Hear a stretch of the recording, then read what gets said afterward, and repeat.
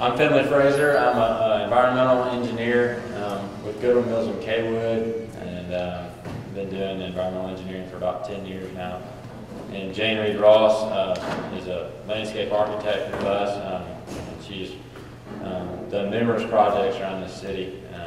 And probably if it looks pretty and you see it around here, Jane has something to do with it. So today we're going to talk about retrofitting existing structures and watersheds. How did we get here? What happened? Was it the subprime mortgage lending crisis that caused development like crazy? Was it road builders gone berserk? We're not sure. I mean, it's a combination of everything.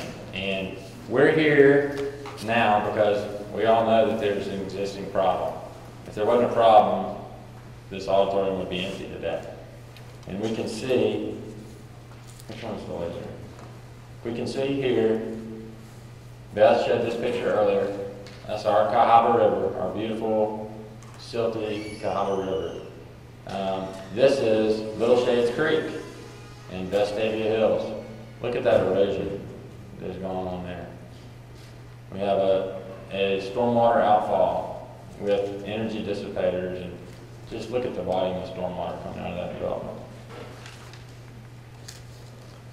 Well, how did we get here? It's poor development, it's poor thought, and it's poor codes. A lot of times, as a city engineer, a planner, you see a development come in, if it meets codes and ordinances, your hands are tied. You can't disapprove it just because you personally don't like it, or there could be more that they could do. So we're here because of a number of different reasons. But buildings and roads, don't just think buildings, don't just think parking lots.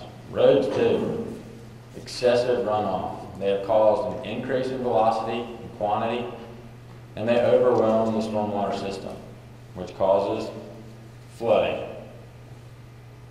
Flooding causes increased contact with pollutants.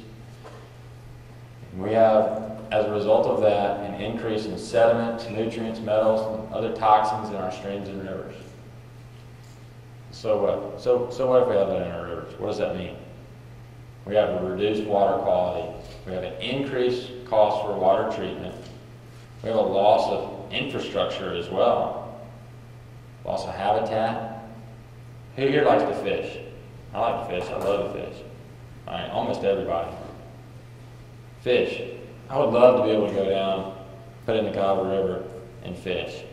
There are a lot of days you can't, because fish probably couldn't even see your lure, number one. Recreational opportunities as well. So what can we do to change the existing situation? Well, the way I see it is we can reduce, capture, store, retain, infiltrate, reuse, or treat more runoff before it enters our system. So you got your own site. What can we do on site? Then what can we do to reduce or capture, store, treat within the stormwater system? So once it's gotten into that conveyance, once it's gotten into the streams, once it's gotten into the river, what can we do? Well, there are a series of things we can do. And I'm going to run through some of these different types of retrofits.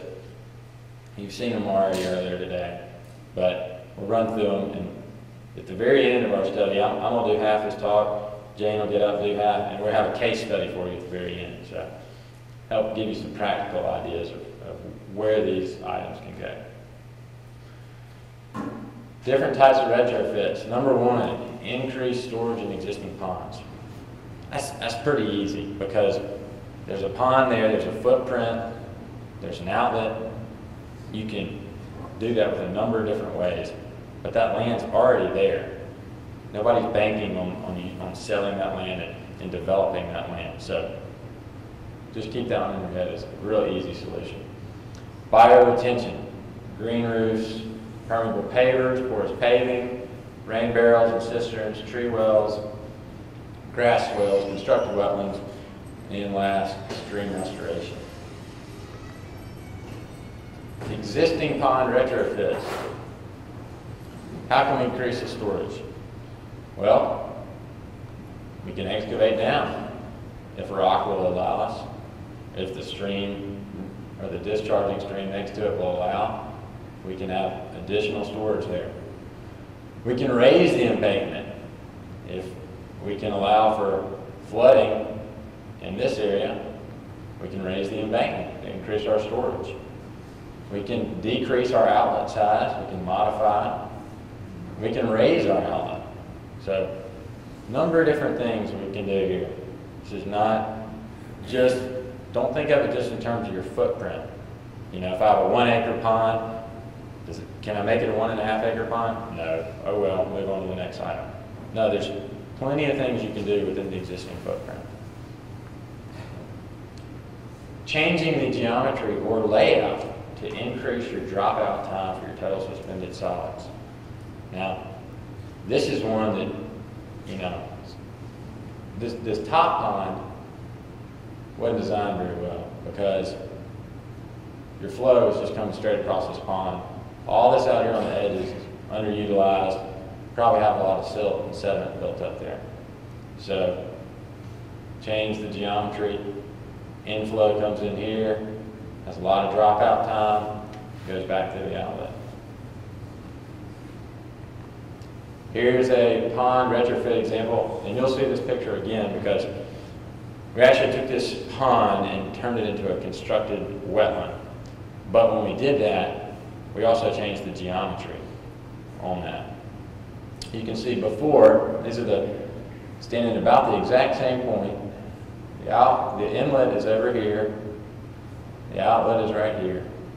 So anytime it rained, water came from here, traveled about 35 to 40 feet, went out here. None of this was doing anything over here. It was all filled in, silt, sediments, wasn't working like it was supposed to. Pond retrofit, okay, so we come in, we change the geometry. Now here's our inlet.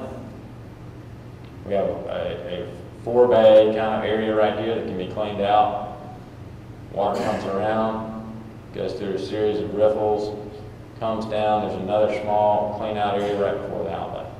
So we change the geometry. Bioretention.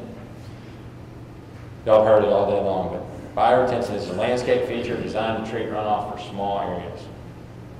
Filter for pollutants. It's ideal to use within parking lots and around paved surfaces. Little schematics here. Bioretention. Bioretentions usually have an underdrain. So you've got probably a perforated pipe at the bottom. You've got a layer of filter fabric underneath that. You've got porous media, gravel, stone. You can have a filter bed composed of, it can be bark, it can be soil, and then up here you have your planted area. You can see here your water level line, and a lot of bioretentions will have an overflow pipe as well. So in the event that they get a massive rain, there's an overflow or riser pipe here. That way the parking lot won't flood. If the water level gets up too high, it immediately goes into that riser pipe, which connects to this, and goes on out to your other treatment in terms of a detention pond. Here's a bioretention retrofit example. I believe this one was in North Carolina, Jessica's wonderful state. What they did here is they took out 6 parking stalls. It's not a lot.